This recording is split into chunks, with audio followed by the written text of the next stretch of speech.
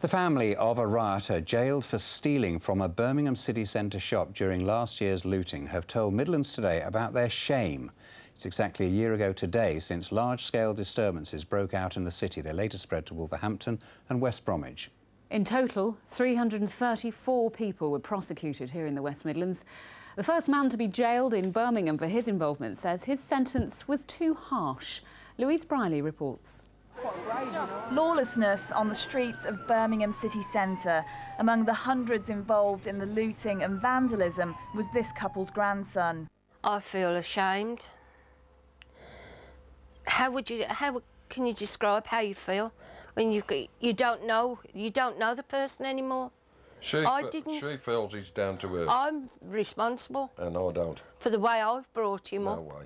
20-year-old Christopher Chu helped people steal from this electrical store.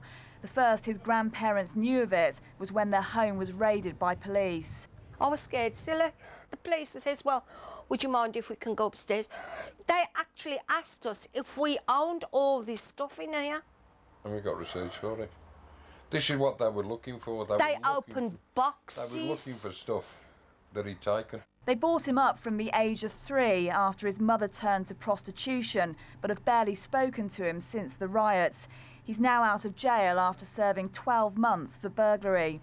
And he's not alone in getting a prison sentence. Almost half of those involved were put behind bars. Justice was swift. This court worked through the night to deal with people arrested during the riots. 20 were sent straight to prison. But some claim the sentences were too harsh. 45-year-old Paul McCooty was the first person to go to jail for the riots in Birmingham.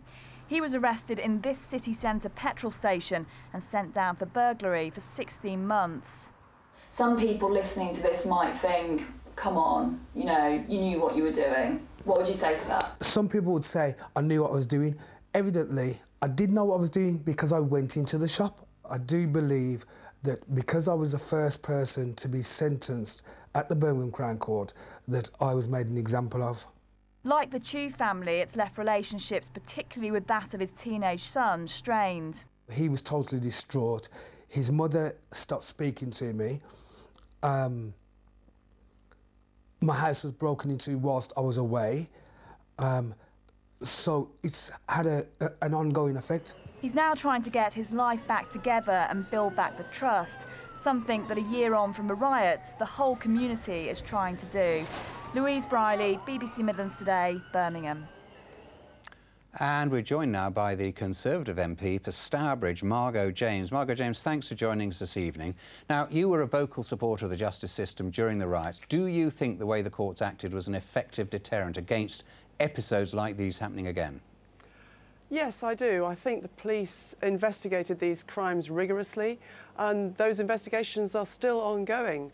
And the use of CCTV played a very important part in bringing people to justice. And I also commend the courts for their swift action and the tough sentencing, which I think was really quite appropriate to the needs of the time. Should they have been tougher? Well, I think some of the sentences were longer than they would be for similar crimes committed in isolation, i.e. not committing in a riot situation. And I think that was about right. I don't feel that the sentences were you know, unduly lenient at all. I think they got it about right. What about the rioters such as the one we've just heard from, who says the prison sentence did more harm than good? Well, I'd first like to comment on the young man who was sentenced for burglary, and I felt so sorry for the grandparents that you interviewed.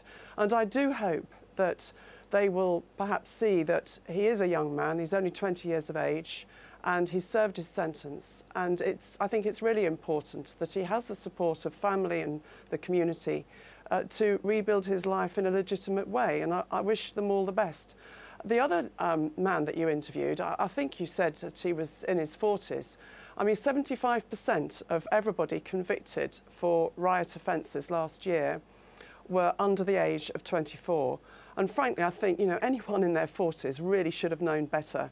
And I'm afraid I don't have much sympathy with his point of view that, you know, he got too long a sentence. I wouldn't agree with that. And just finally, 1 year on now, do the courts still have that sort of power to act quickly and with force when necessary, or was the aftermath of the riots just a one-off from a court's point of view? Well, you raise a very good question there. They obviously do have the power, otherwise they couldn't have acted as swiftly as they did and sentenced people accordingly.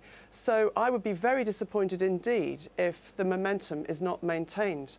And I know that the government are pressing now to look at the courts with from the point of view of, you know, getting them to issue justice a little bit more swiftly than they do in normal times. And the fact that they've done this during the riots and the post-riot situation last year means they can do it, and they should do it, in my view, as a matter of course. Margot James, thank you. Thank you. And you can hear a special BBC WM debate on the riots 1 year on the BBC iPlayer.